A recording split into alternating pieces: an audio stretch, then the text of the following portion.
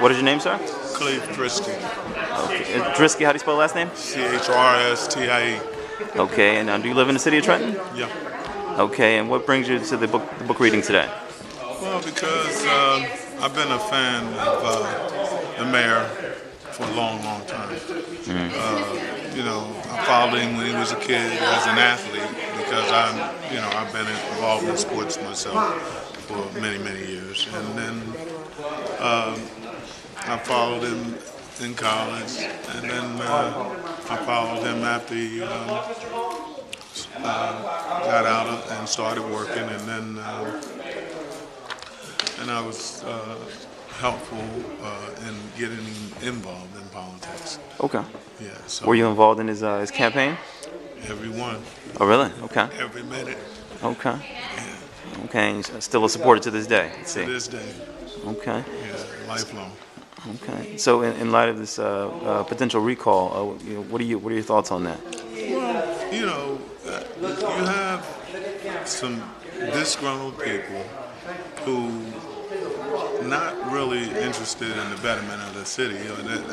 Because if that was the case, then you would support the person in office to make them better, as opposed to in 1 year expect for a man to undo things that have been going on for the last 20. And if you look at the accomplishments versus the setbacks, the scale is unbalanced. I mean, just the mere fact that he was able to put together, assist in putting together a balanced budget when you had a $55 million deficit in itself is monumental. And so that in itself, and the mere fact that he didn't lay off police and all that stuff, that should outweigh any of the missteps.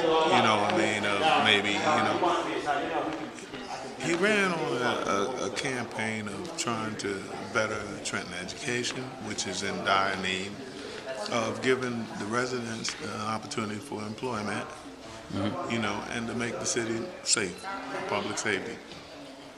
And so in trying to do that, sometimes you've given jobs to people in this town that have had some missteps. Right. But does that mean that they shouldn't have an opportunity to have a job? Does that mean they're not capable of doing a job? It's ridiculous, because if that's the case, just like they're doing nationwide, they're talking about reentry of all these people in prisons. Because it's inevitable. They go to prison, they got to come out, you got to find a job. So there's been some missteps, but is that enough to have a recall in less than a year? No, I don't think so.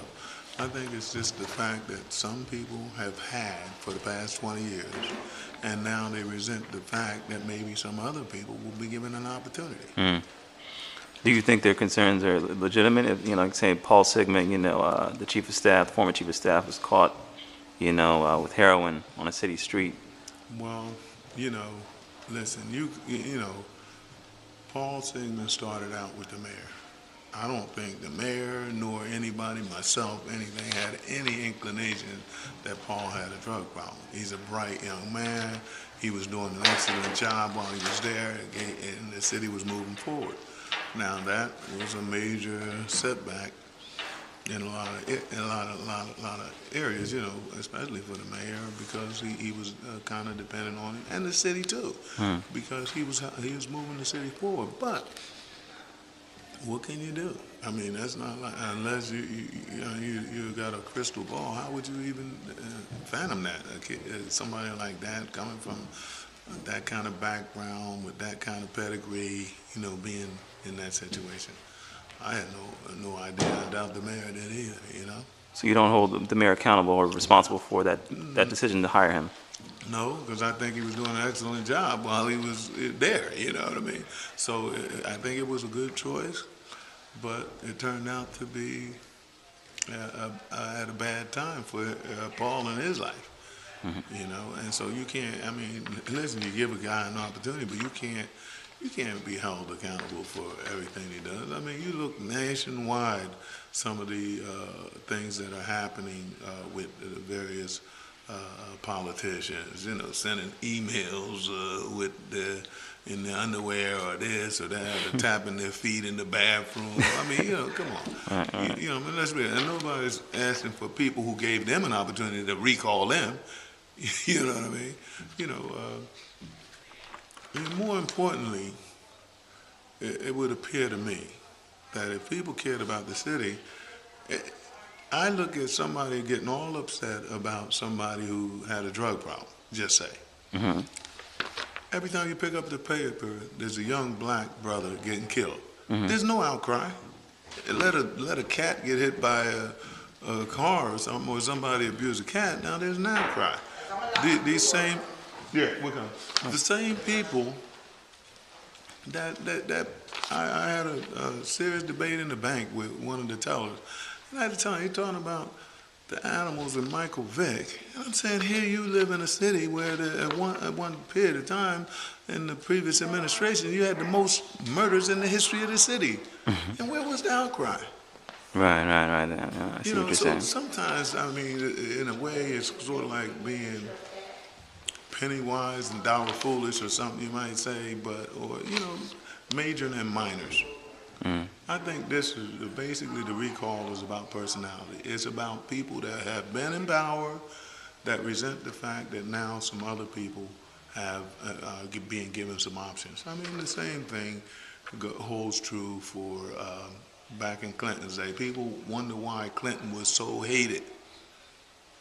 He wasn't hated because Monica Lewinsky, that's something regular. He was hated because he exposed different people to how politics work. A lot of minority people, put them in key positions. Jordan and all of those people, right. Black people in high positions that gave them access. And I think that's the problem right now. That's the same situation here. Yeah, that they don't like the fact that some people have access. Right. Thank you so much for your time, sir.